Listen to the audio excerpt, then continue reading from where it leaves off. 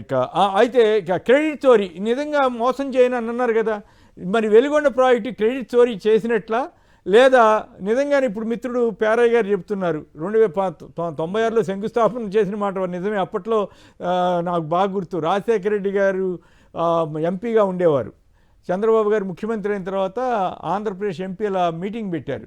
Meeting పెట్టినప్పుడు project issue గట్టిగా మాట్లాడారు. రాజశేఖర రెడ్డి గారు డైరెక్ట్గా చంద్రబాబు గారు మీరు ఈ చేయకపోతే, ఈ ప్రాజెక్టులు చేయకపోతే చరిత్రహీనులు అవుతారని కూడా ఆయన హెచ్చరించారు. ఆ రోజున రేణుకా చౌదరి గారు వీళ్ళంతా కూడా కాంగ్రెస్లోనే ఉన్నారు, చాలా గట్టిగా మాట్లాడారు, అది పెద్ద ఇష్యూ అయింది. ఆ తర్వాత ఆయన హడావుడిగా ఎలక్షన్కి ముందు ఎలక్షన్ ముందే 98 ఎలక్షన్ ముందు కానీ 99 ఎలక్షన్ ముందు కానీ మొత్తం శంకుస్థాపన చేసుకుంటూ వెళ్ళారు అనేక ప్రాజెక్టులకి. ఆ తర్వాత రాజశేఖర రెడ్డి గారు 99లో అపోజిషన్ లీడర్ అయిన తర్వాత ఆయన ప్రత్యేకించి 2-3 సార్లు దాని మీద డిమాండ్ చేసి అయినప్పుడు కూడా ఏం పని జరగట్లేదని చెప్పి అసలు నిజంగానే మిత్రుడు చెప్పినట్టుగా తట్టెడు మట్టిపోయేది. అప్పుడు ఈయన ప్రతి శంకుస్థాపన ప్రాజెక్టు దగ్గర శంకుస్థాపన రాయి దగ్గర పూలు ఇట్లాంటివి పెట్టి నిరసన తెలిపారు. సో అయినా కూడా చంద్రబాబు గారు ఆ రోజుల్లో పెద్ద సీరియస్గా పట్టించుకోలేదు. కానీ రాజశేఖర రెడ్డి గారు వచ్చిన తర్వాత నాకు బాగా గుర్తు, ఇప్పటికి కూడా మొదటి క్యాబినెట్ మీటింగ్ అయిన తర్వాత మేమంతా అక్కడ కింద నిల్చునుంటే ఆయన బిల్డింగ్ దిగి వచ్చారనమాట. వాట్ సార్ అంటారు కదా, అంటే పోలవరం పులిచింతలో ఇట్లాంటి ప్రాజెక్టులను పూర్తి చేస్తారంటే చేసి చూపిస్తాం అని అన్నారు. అదే పోలవరం గురించి చంద్రబాబు గారిని అడిగితే అవన్నీ అయ్యేవి కాదండి అనేవాళ్ళు. సరే ఆయన అభిప్రాయం ఉంది, మనం తప్పు రైట్ అనేది వేరే విషయం. కానీ అప్పుడు మాట్లాడింది ఏంటి, ఇప్పుడు మాట్లాడింది ఏంటి అన్నదానికే ఈ సమస్య వస్తుంది. బట్ ఫర్ రాజశేఖర రెడ్డి ఈరోజు ఆంధ్రప్రదేశ్ పోలవరం కానీ, పులిచింతలు కానీ, వెలుగొండ కానీ ఇట్లాంటి అనేక ప్రాజెక్టులు ఆయన ఈ రోజున ఈ స్థాయి కన్నా రాగలిగాయంటే నేను ఒక రైతు బిడ్డగా ఖచ్చితంగా రాజశేఖర రెడ్డి గారి క్రెడిట్ అని మాత్రం చెప్పక తప్పదు. శంకుస్థాపన చేసింది కేవలం ఎలక్షన్ కోసం. ఇప్పుడు ఆ తర్వాత గత టర్మ్లో 2014-19లో ముఖ్యమంత్రి అయ్యారు కదా, మరి ఎందుకు చేయలే? మళ్ళీ జగన్ గారు వచ్చిన తర్వాతే ఎందుకు ముందుకెళ్ళింది? యాక్చువల్గా 2024లో ప్రారంభోత్సవం చేశారు, జగన్ గారు చేశారు కదా. చేసి ఏం చెప్పారంటే జూన్ నాటికి నీళ్ళు ఇచ్చేద్దాము, నీళ్ళు ఇచ్చేసి పరిహారం ఇవ్వాలి అని చెప్పారు. పరిహారం ఇచ్చేస్తే నీళ్ళు వచ్చేస్తాయి, మనం వాడుకుందాం, మళ్ళీ గవర్నమెంట్ వస్తుందని అనేటువంటి ఒక అభిప్రాయంతో ఆయన చెప్పారు. అంటే 2 ఏళ్ల క్రితం నీళ్లు ఇవ్వవలసినటువంటి ప్రాజెక్టుని 2 ఏళ్ళు ఆపి ఇప్పుడు నేను పూర్తి చేస్తానని చెబుతున్నారు చంద్రబాబు గారు, గౌరవ చంద్రబాబు గారు. కనీసం మేమైతే ఇప్పటికైనా పూర్తి చేస్తే మా బోటి వాళ్ళం సంతోషిస్తాం సత్వరంగా. కానీ నిధులు కేటాయిస్తున్న నిధులు ఇవన్నీ చూస్తే ఎంతవరకు అనేది మనం చెప్పలేం. ముందుగా మీరు చెప్పండి విష్ణు గారు, నిజంగా వెలుగొండది ఎవరి ప్రాజెక్ట్? మీరు కూడా అనేక గత 3-4 దశాబ్దాలుగా రాజకీయాల్లో ఉన్నారు, 2004లో ఎమ్మెల్యేగా కూడా ఉన్నారు. 2004 కదా, 2004 9లో ఎమ్మెల్యేగా ఉన్నారు. అప్పటి వరకు జరిగిన పరిణామాలన్నీ తెలుసు. సో వీటి మీద మీ కామెంట్ ఏమిటి? వెలుగొండ ప్రాజెక్ట్ క్రెడిట్ చోరీయా లేదు నిజంగానే చంద్రబాబు గారు చేస్తున్నారా? ఇది ఖచ్చితంగా ఏంటంటే 2009 తర్వాతే 2004 తర్వాతే ఆంధ్రప్రదేశ్లో జలయజ్ఞం అనే పేరు పెట్టి ఈ రాష్ట్రంలో ప్రాజెక్టుల యొక్క విలువని, వాటి యొక్క అవసరాన్ని గుర్తించింది వైఎస్ రాజశేఖర రెడ్డి గారి. ఖచ్చితంగా మీరు చెప్పినటువంటి మాట యథార్థం. ఎందుకనంటే పోలవరం కానీ, లేకపోతే పులిచింతలు కానీ, ఈరోజు వెలుగొండ కానీ, ఇంకా కొన్ని రాయలసీమలో కొన్ని ప్రాజెక్టులు కానీ, వీటన్నిటికీ కూడా అసలు జలయజ్ఞం అని పెడితే దానికి ధనయజ్ఞం అని చెప్పి దాన్ని ఎంత అల్లరి చేయాలో అల్లరి చేశారు. కానీ ఈ వెలుగొండ ప్రాజెక్టుకి సంబంధించినటువంటి ధనయజ్ఞంలో చంద్రబాబు నాయుడు గారే భాగస్వాములు అయిపోయారు అనమాట. ఆయనకు సంబంధించినటువంటి కాంట్రాక్టర్ గన్నమనేని దొరయ్య అని చెప్పిన ఆయనకి 651 కోట్ల రూపాయలు సంబంధించినటువంటి టెండర్ ఇచ్చి 14-19 మధ్య ఏమీ చేయకుండా ఈ పురోగతి అంతా, ఇందాక మీరు ఒక పాయింట్ చెప్పారు, 2024లో తిరిగి మళ్ళీ మనం అధికారంలోకి వస్తాము కాబట్టి అని ఆయన ఆ ఆలోచనతో ఉండి దాన్ని ఇచ్చేయడం జరిగింది. ఈయన ఏం చేశారండి, వచ్చినటువంటి 20 మాసాల్లో వాళ్ళకి పరిహారం ఇవ్వకుండా 2 సీజన్స్ని పూర్తిగా వదిలేసి నెల్లూరు ప్రకాశం కూడా రావాల్సినటువంటి వాటర్ని దీన్ని పూర్తిగా వదిలేసి దాన్ని ఈరోజు పోయి ఏంటంటే అది మర్చిపోవాలన్నమాట. ఇప్పుడు ఈయనే కొత్తగా చేసినట్టుగా మార్కాపురం జిల్లా చేశాను, 9, 8, 7 నియోజకవర్గాలకి పూర్తిగా ఈ వాటర్ అంతా నేనే ఇచ్చేస్తున్నాను రాబోయే రోజులను ఒక క్రెడిట్ చోరీ కోసం ఆయన ప్రయత్నం చేసినట్టుగా నిన్న మనకు ఆ డ్రామా అంతా కూడా మనకు అర్థమైందనమాట.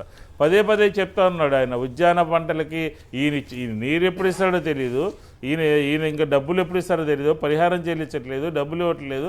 అక్కడ ఉన్నటువంటి శాసనమండలి సభ్యులు గవర్నమెంట్ వచ్చిన తర్వాత డిఆర్సీ మీటింగ్లో అడిగితే 2 నెలల్లో ఇస్తానని చెప్పినటువంటి వాళ్ళు ఈరోజు 20 మాసాలు అయింది, ఈ రోజు వరకు డబ్బులు ఇవ్వకుండా దాన్ని ఈయన ఖాతాలో వేసుకునేటటువంటి ప్రయత్నం కానీ నిన్న ఆయన అక్కడ మాట్లాడారు.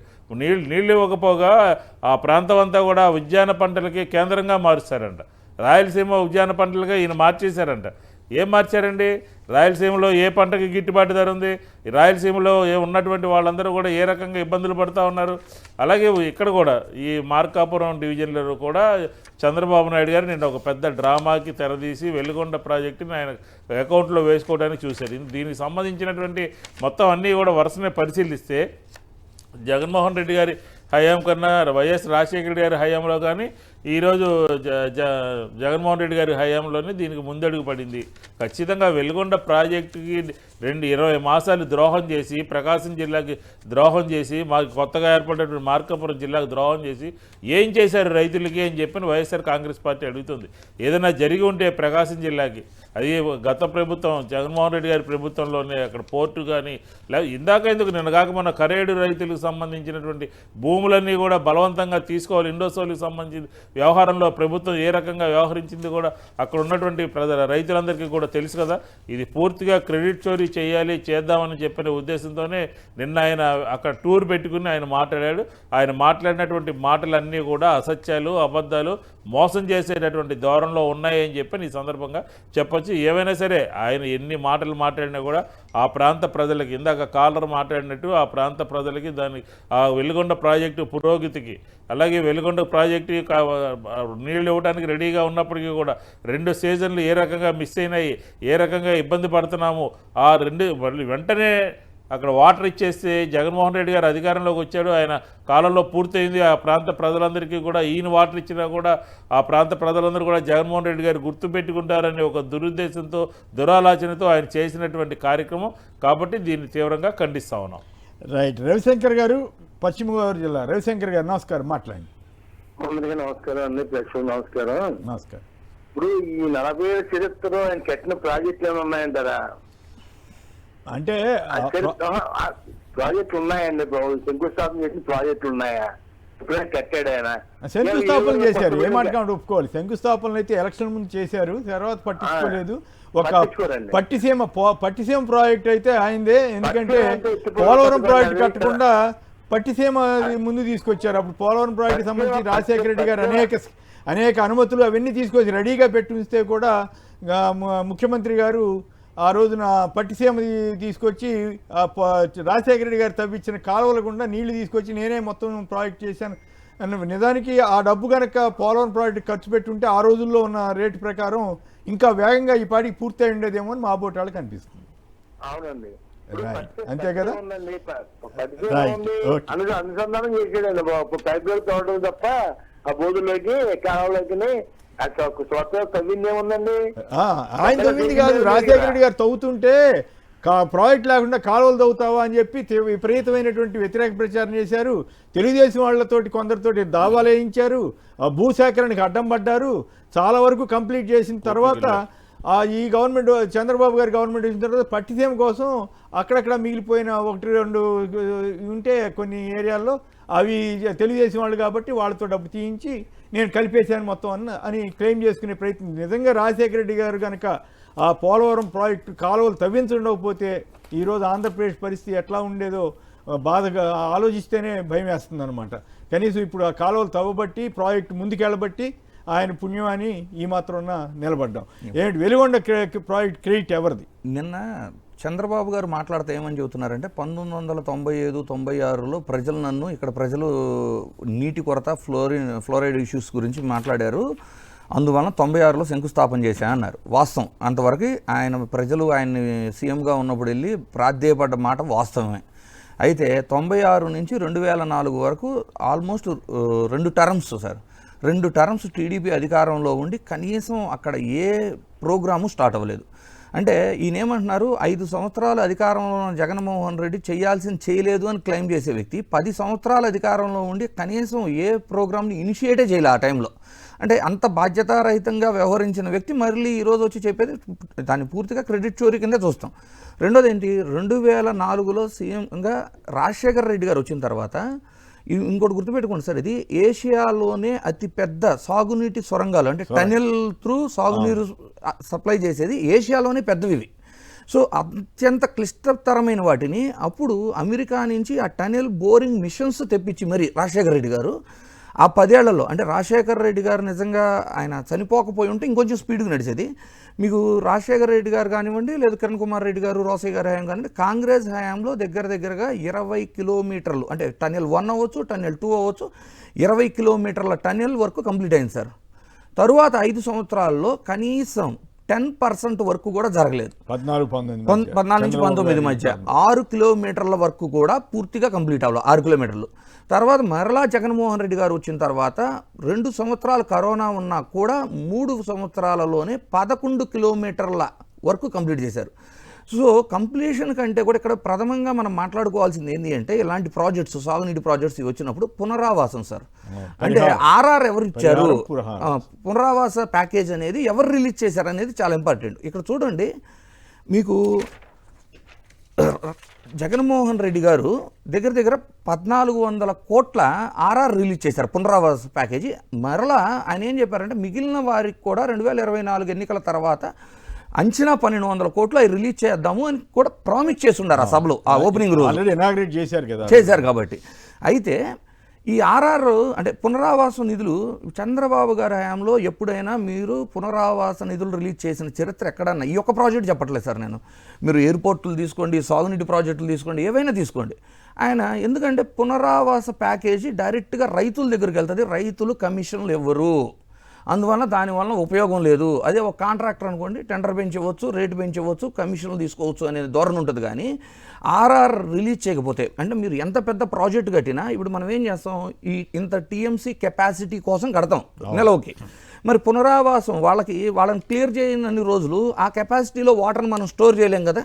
మీరు చూడండి, జగన్మోహన్ రెడ్డి గారి హయాంలో గండికోటకి ఆర్ఆర్ ఆయనే ఇచ్చారు పునరావాసం, వెలుగొండకి ఆయనే ఇచ్చారు, వంశధారాకి ఆయనే ఇచ్చారు, చిత్రావతికి ఆయనే ఇచ్చారు. మరి ఇవన్నీ కూడా మధ్య ఇప్పుడు 4వసారి సీఎంగా ఉన్న వ్యక్తి ఎప్పుడన్నా పునరావాస నిధులు రిలీజ్ చేశారా? ఇప్పుడు కూడా ఈ వెలుగొండ కూడా మరి 2024లో అయిపోయిన తర్వాత, లేదు ఇప్పుడు అయిపోయింది మేమే కంప్లీట్ చేసామని క్రెడిట్ చోరీ చేసే వ్యక్తి మరి ఇంతవరకు మిగిలిన వాళ్ళకి ఎందుకు పునరావాస నిధులు ప్రకటించలేదు? కనీసం ప్రకటన కాదు, దానికి అంచనా వేయటము, దానికి ఈ రోజుకు రిలీజ్ చేస్తామని ఒక ప్రకటన ఇవ్వటము, ఆ ధోరణి కూడా లేదు ఆయన దగ్గర.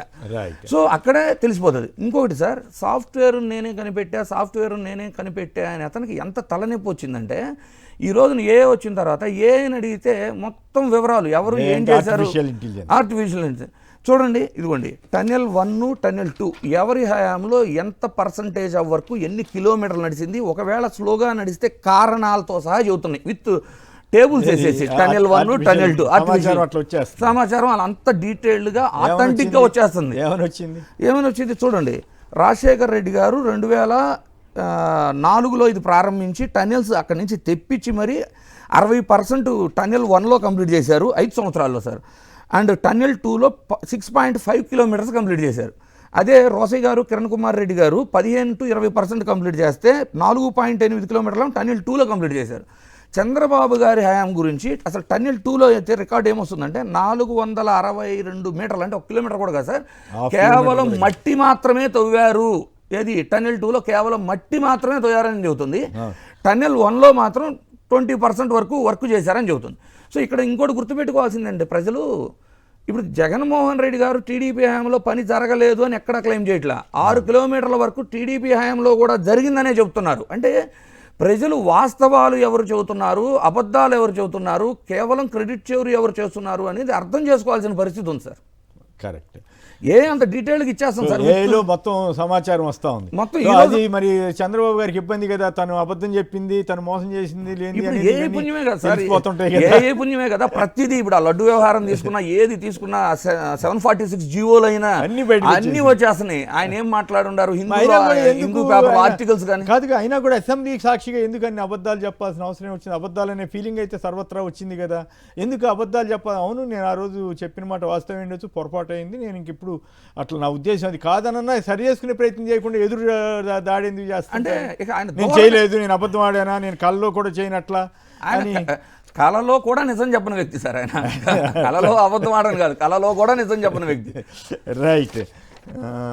అమరావతి ఎమ్మెల్యేలు ఎమ్మెల్సీలకు నిర్వహిస్తున్న క్రీడా పోటీలు ప్రొఫెషనల్గా ఆడుతూ ప్రతిభ చాటుతున్నారట. అయితే బుధవారం క్రికెట్ ఆడిన ఉపసభాపతి రఘురామకృష్ణరాజు రనౌట్ నుంచి తప్పించుకునేందుకు క్రీజులో వేగంగా పరిగెత్తే ప్రయత్నంలో అదుపు తప్పి కింద పడిపోయారు. శరీర భారమంతా ఎడం భుజంపై పడింది. కింద పడే సమయంలో అరచేతిని నేల కానించడంతో మణికట్టు వద్ద గాయాలయ్యాయి. వెంటనే ఫిజియో వైద్యుడిని పరీక్షించి పట్టీ వేశారు. తర్వాత ఆయన మణిపాల్ ఆసుపత్రికి వెళ్ళి ప్రాథమిక చికిత్స వేయించారు. ఇది భుజానికి నొప్పిగా ఉండటంతో పాటు చేతి బొటన వేలికి గాయమైనట్లు గుర్తించారు. మెరుగైన చికిత్స కోసం హైదరాబాద్ వెళ్తున్నారని రాశారు. మరొక ఎమ్మెల్యే కూడా ఇట్లా గాయపడ్డారట. ఆటల పోటీల్లో మరి వాళ్ళ శరీర తత్వాన్ని బట్టి కూడా జాగ్రత్తగా ఉంటే బెటర్ కదా. రైట్. వెలుగొండలో క్రెడిట్ చోరీ, పుణ్యాది చేసింది పూర్తి చేసింది నేనే అని చెప్పుకున్న తీరు, మంచిని గెలిపించండి, వైసీపీ దొంగ నాటకాలను అడ్డుకోండి చంద్రబాబు గారు చేసిన వ్యాఖ్యలు, మొత్తం ప్రాజెక్టు పరుగులు పెట్టించానంటూ మార్కాపురం సభలో సీఎం చంద్రబాబు పచ్చి అబద్ధాలంటూ వివిధ పత్రికల్లో వచ్చిన వార్తలు ఇవి.